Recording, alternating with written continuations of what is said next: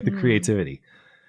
All right, let's talk a little bit of news up north, as the chatter was mentioning. Justin Trudeau is sighing in relief. He's sweating a little less heavily now that everyone's focusing on Ukraine, I suppose. But he canceled his emergency powers just before Ukraine went crazy on Wednesday night.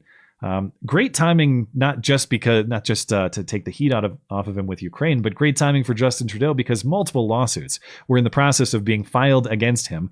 A couple of Canadian civil rights organizations and the Alberta Premier were filing lawsuits against him. The parties to those lawsuits say, we're still going to carry on with these lawsuits just because you canceled them. Cancel the order doesn't mean that you didn't act illegally, and we're going to hold you to account for that. But I suspect that this will probably go the way a lot of coronavirus lockdown and various restriction challenges went in the US, where, yeah, sure, you acted illegally, but you stopped doing it now, so the issue is moot. Or, yeah, sure, you acted illegally, but you stopped doing it now, so that's all we can really tell you to do is stop doing it. But you're not, so who cares? Yeah. Neither one of those brings accountability for what was an insane, likely illegal power grab by the Prime Minister.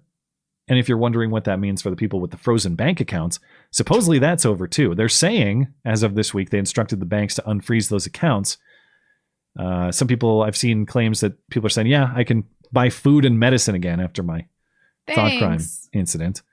But of course, Deputy Prime Minister Chrystia Freeland said prior that she wants to make the oversight of crowdfunding platforms permanent. So I'm sure there's probably some case-by-case ongoings here.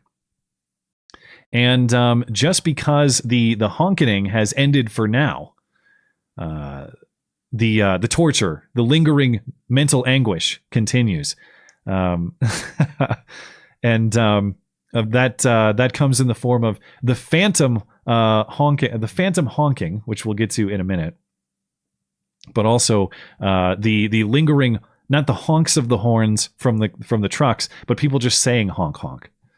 That is now a hate crime of its own.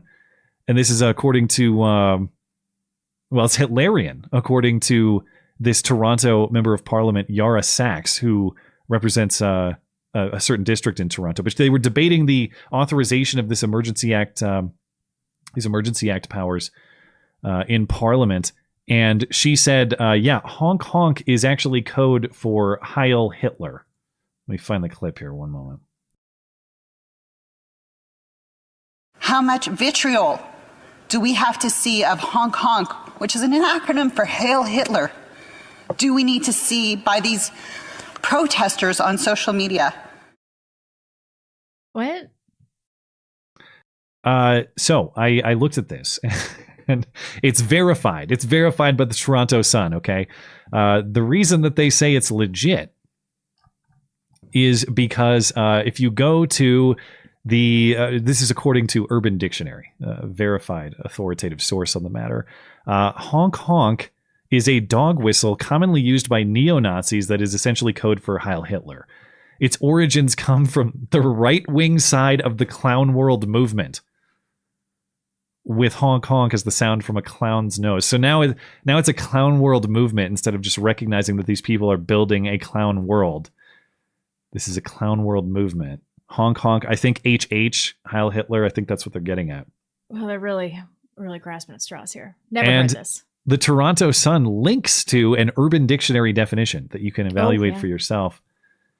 And this, according to a heavily downvoted definition posted on May 14th, 2019, term mainly used on 4chan, it means Heil Hitler. Now, interesting, you have to comb through like a dozen other definitions to arrive at this one that the Toronto Sun references.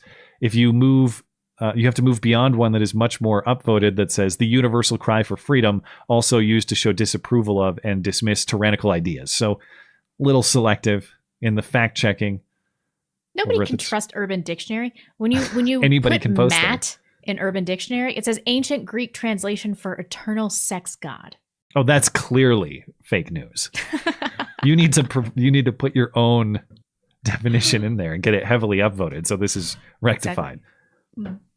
Now I mentioned the phantom honking. The honking may be over, but the honk honk Heil Hitler remains, and so does the phantom honking. The CBC reports that downtown Ottawa residents are suffering from the haunting of phantom honking, what sounds like blaring truck horns, but no actual sounds are there. When you hear that noise, It's like, oh, are they back? Is there a road convoy coming back? Is that what's happening? Says Sean Flynn, who lives about 3 kilometers from downtown, but could still hear the horns inside his home during the protests. I felt I was constantly doing these sorts of double takes. It almost feels a bit re-traumatizing. It's hard to explain because I think with any post-traumatic stress-induced thinking, it's not very rational. You're not actually hearing honking, says Zakir Virani, who lives downtown, adding he experiences, quote, constant on-edgeness and fear anytime he steps outside since the protests. What about the phantom horse trampling? What about the phantom frozen bank account or the phantom illegal seizure of power? We're coddling the slightest inconveniences. And yeah, I know if you live in Ottawa, it probably was annoying. But the idea that you have recurring PTSD dreams about the honking, and yet you'll allow this insane power grab and abuse of power by police and Canadian government officials, and that doesn't traumatize you. I don't know what to tell you, man. You've got your priorities are all out of whack. And hey, what about phantom, insanely disproportionate, unjust imprisonment? What about that? Yeah, really. Because last week we mentioned how Freedom Convoy organizer Tamara Litch remained in jail last weekend after her arrest a week back from Thursday, and she was charged with the heinous crime of counseling to commit mischief. And you had said the court is considering a tomfoolery modifier to add on to that. Did I say that's so clever? It's a good line. Yeah.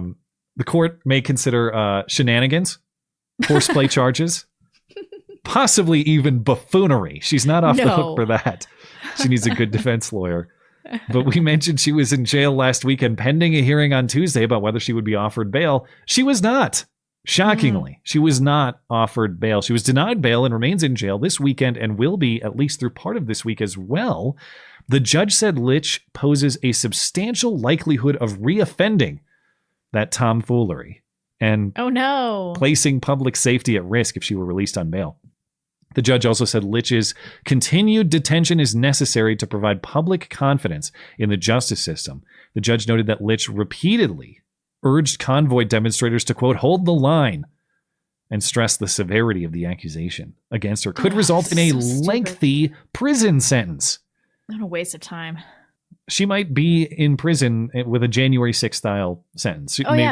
They've got to throw the book at somebody, right? She might be. Maybe she's Canada's Viking horn man, QAnon shaman guy. Felony naughtiness. You guys are funny. That's pretty good.